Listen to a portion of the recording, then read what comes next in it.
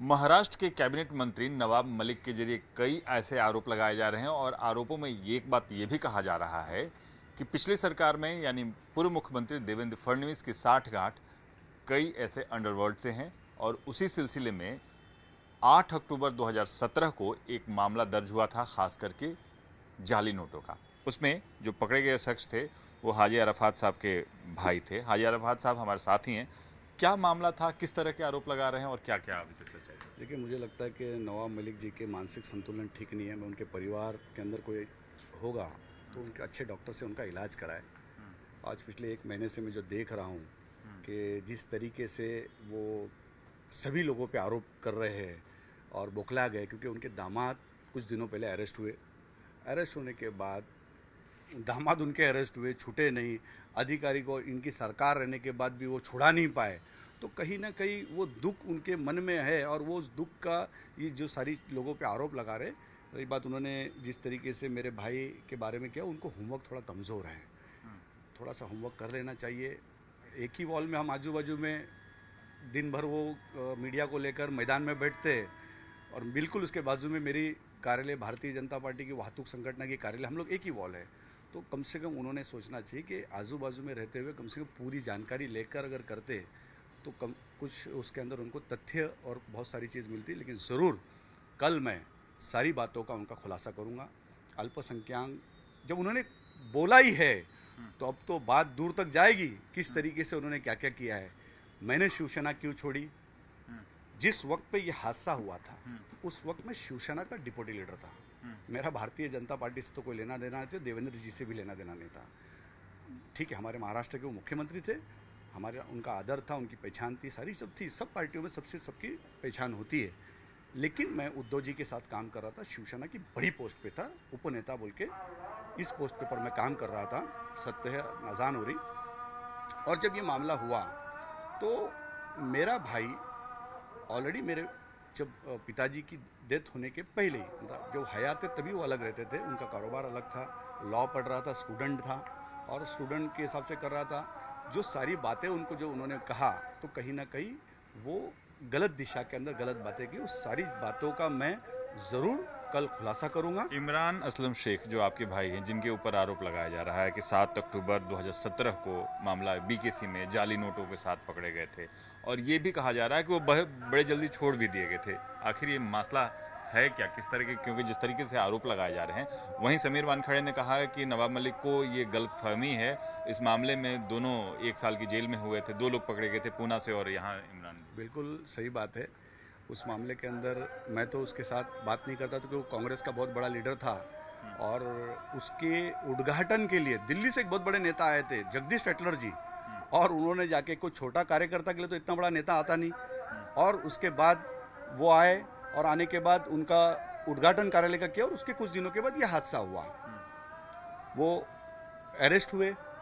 Arrest होने के बाद हमारी माताजी ने कोई वकील करके उसको छुड़ाने का काम किया। वो बराबर 3-4 महीना कुछ जेल में रहे।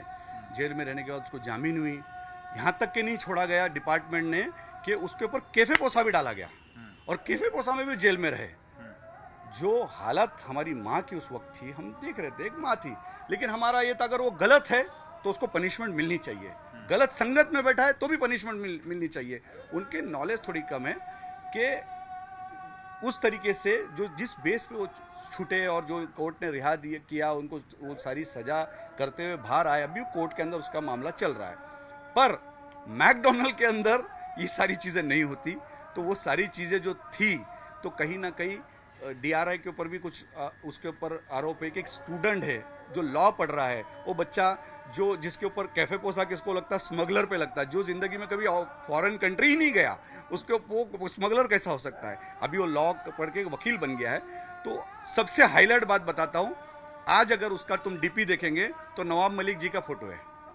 भाई मेरा है, शादी में 3 घंटे ये बैठते हैं इमरान की। भाई मेरा है, बर्थडे में उसके ये जाते हैं। भाई मेरा है, बर्थडे का बच्चे का केक ये काटते हैं। बड़ी कमाल की बात है। तो कहीं ना कहीं उनको समझना पड़ेगा, थोड़ा होमवर्क करना पड़ेगा। आज उनके साथ में वो जुड़ के काम कर रहा है। आज राष्ट्रवादी का वो कार्यकर्ता है, उस वक्त कांग्रेस का कार्यकर्ता था, आज उनका कार्यकर्ता है, उनके गुण गाता है। तो ये सीख उनको वो सिखाते हैं बच्चों को। आज कहीं ना कहीं जैसे शाहरुख खान के बेटे, शाहरुख खान के लोग कहते हैं कि बच्चे के ऊपर गलत फंसाया गया, तो हम भी, हमारी भी माँ कहती है कि नवाब मलिक और कांग्रेस वालों के साथ इस बच्चे को फंसाया गया। लेकिन क्या जिस तरीके से उनका आरोप है कि उनके केस में काफ़ी आपने मदद की उन्हें जेल से बाहर निकालने के लिए, और क्योंकि देवेंद्र फडणवीस के साथ आप थे, देवेंद्र फडणवीस ने आपको अल्पसंख्यक आयोग का चेयरमैन बनाया, इन सब चीज़ों में कितनी सच्चाई है? क्या उनकी जो बात जो कहे जा रहे हैं उसके पीछे कुछ तर्क भी है या? बिल्कुल, मैं सब कल बताऊंगा। उनकी बातों में कोई ऐसा तथ्य है नहीं, क्योंकि उस वक्त में शिवसेना में था, शिवसेना का डिप्टी लीडर था। ये उद्धव जी को, महाराष्ट्र के मुख्यमंत्री जी को सारी बातें पता है कि जब वो हादसा हुआ तो बिल्कुल हमने उद्धव जी के कान पे बात डाली कि साहब ऐसी सी बात है। मिलिंद नार्वेकर जी को हमने कान पे बात डाली कि ऐसा ऐसा हुआ है, तो उन्होंने कहा कुछ मदद करना है, बोला नहीं बिल्कुल नहीं करना है। वो अगर जो प्रोसीजर से डिपार्टमेंट ने किया है वो डिपार्टमेंट जाने, वो जाने।